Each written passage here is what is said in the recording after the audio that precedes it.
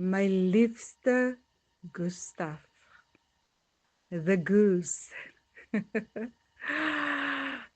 Ai Gustav, 30 jaar van liefde.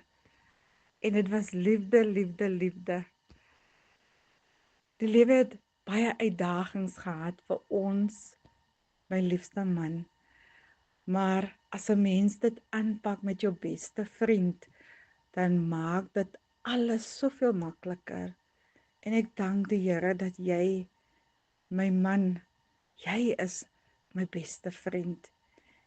Jy's my gebedsmaat, my gebedsvegter, 'n warrior in tye van nood, my champion, my ernstige maat as ons belangrike dinge moet tackle, my stoute maat. As ons oomblikke beleef wat snaaks is of as daar ietsie snaaks gebeur. Ons kom deur so baie. Maar al wat ons eintlik kan sê is dit: die Here was en is nog steeds getrou in ons lewens. En ons laat los nooit sy hand nie.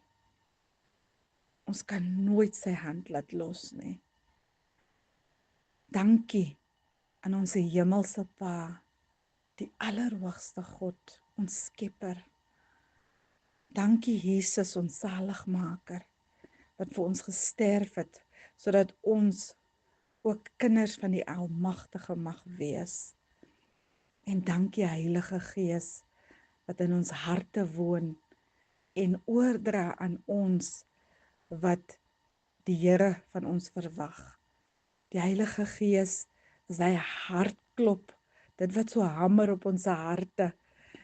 Die Heilige Gees hamer soms verskillende dinge op ons harte. En dan moet ons doen soos wat die Here van ons verwag. So ons vertrou die Here vir nog meer seëninge, net die mooiste seëninge en die beste wat hy in store het vir ons en ons gesin, ook vir ons families en vriende, so vir almal wat in liefde aan ons verbind is. Mag die Here elke een, almal van ons besonder seën en veilig hou. Laat die Here se wil geskied in ons lewens. Laat hy, die allerhoogste God, ons Skepper, ons hemelse Papa, laat hy maak soos hy wil met ons. Ons vertrou hom alleenig.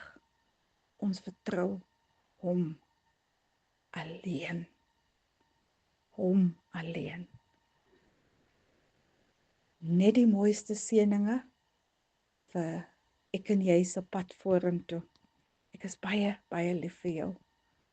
En dankie vir jou liefde, vir jou omgee, vir jou gebede. Dankie, my champ, my warrior. Dankie vir jou liefde. Hy haal my uit die modderslee, met liefdeshand haal hy my uit donker nag.